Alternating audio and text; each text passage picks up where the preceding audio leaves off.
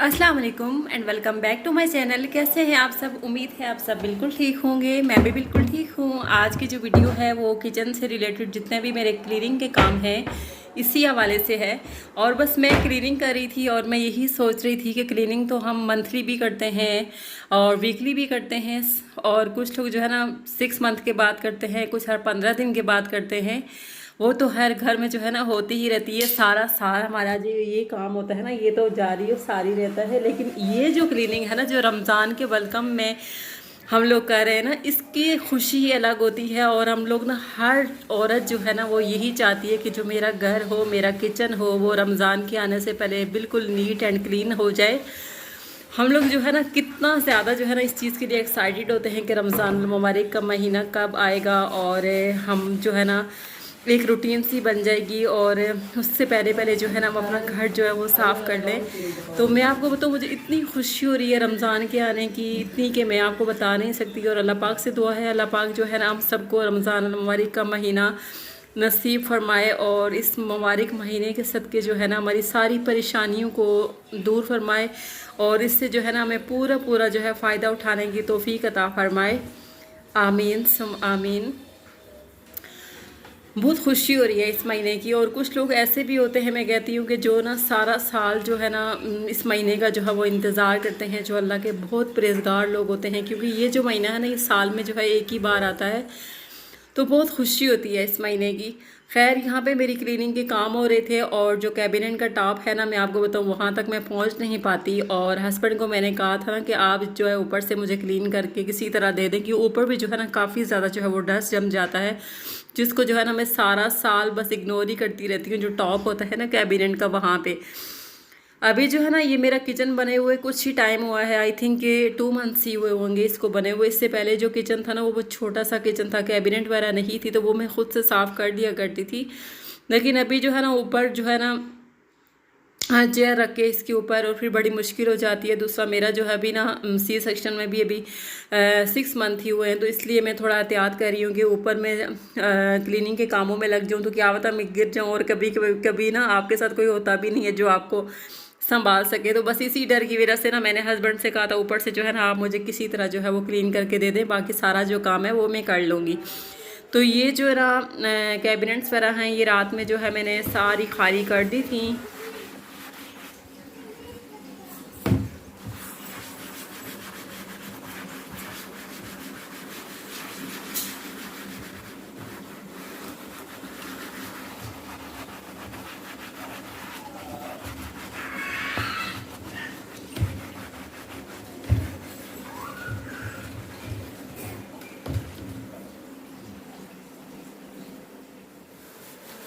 और मैं आपको बताऊँ कि 2 दिन पहले ना मैंने एक वीडियो अपलोड की थी हस्बैंड वाइफ के हवाले से। तो उसमें ना काफ़ी लोगों ने काफ़ी ज़्यादा मुझे अप्रिशिएट भी किया था, लेकिन 1-2 लोग ऐसे थे जिन्होंने उसको ना नेगेटिव वे में ले लिया।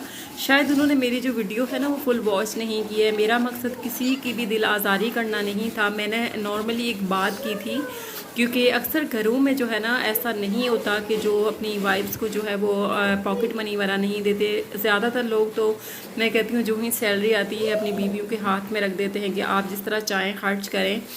और बीवी जो होती है ना वो इतनी फजूल खर्च भी नहीं होती, क्योंकि उसको पता होता है कि मुझे कितने पैसे जो है वो खर्च करने हैं, अपना घर किस तरह चलाना है और कितनी मुझे सेविंग करनी है। अगर आप उसको कम से कम भी पैसे देंगे ना, तो वो अपनी समझ से उसमें से भी कुछ ना कुछ बचा के वो बचाएगी जो, तो आपके घर के ऊपर ही लगाएगी। कहने का मकसद सिर्फ ये था कि वाइफ की जो पॉकेट मनी होती है ना वो उसको देनी चाहिए। उसके अलावा क्योंकि वो जब कुछ लोग ऐसे होते हैं, सब मर्दों की मैंने बात नहीं की है, बहुत कम लोग ऐसे होंगे आज के दौर में जो नहीं देते होंगे, और उनकी बीवियां जो है ना फिर अपने भाइयों से लेती हैं या फिर अपने अब्बू से फरमाइश करती हैं या बहनों से या दोस्तों से वो डार वरा लेती हैं।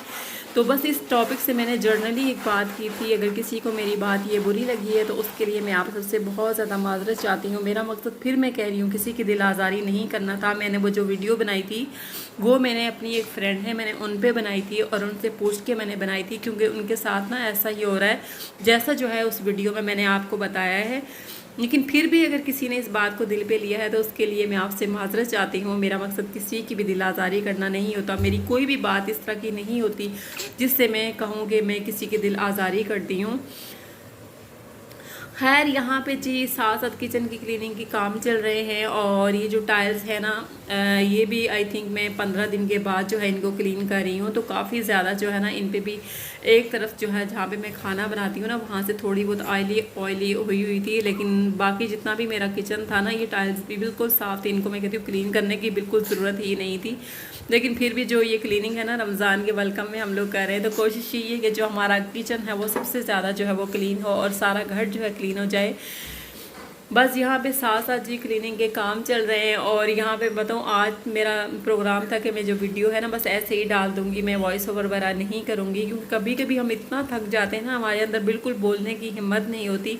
और कल मैं आपको बताऊँ कि कल मैं सारा दिन जो है किचन के कामों में ही लगी रही, और मैं इतना थक गई थी रात में कि मुझे ना बेचैनी में बिल्कुल नींद भी नहीं आ रही थी, मैं सो नहीं पा रही थी। बस इसी तरह करते करते आई थिंक सुबह के 4 बज गए होंगे, तब जाके मेरी आंख लगी होगी। और आज जो है ना बेटे का पेपर भी था, तो फिर सुबह जो है 7:30 बजे जो है फिर उठना भी था। बस ये फिर मैंने यहाँ पे बताऊँ, मैंने टाइल्स साफ़ की हैं। उसके अलावा जी ये जो चूल्हा है ना, ये देखें इसका भी क्या हाल हुआ। सुबह नाश्ते के बाद ना मैंने नाश्ता बनाया था, तो उसके बाद ना मैंने इसको बिल्कुल क्लीन नहीं किया था। मैंने यही कहा था जब मैं सारी किचन की क्लीनिंग जो है करूँगी ना, फिर उसी टाइम मैंने करना है। तो ये देखा मैंने पराठे बनाए थे, और अभी तक जो है ना इसके ऊपर जो है ना ऑयल लगा हुआ है। उसके अलावा इसके ये जो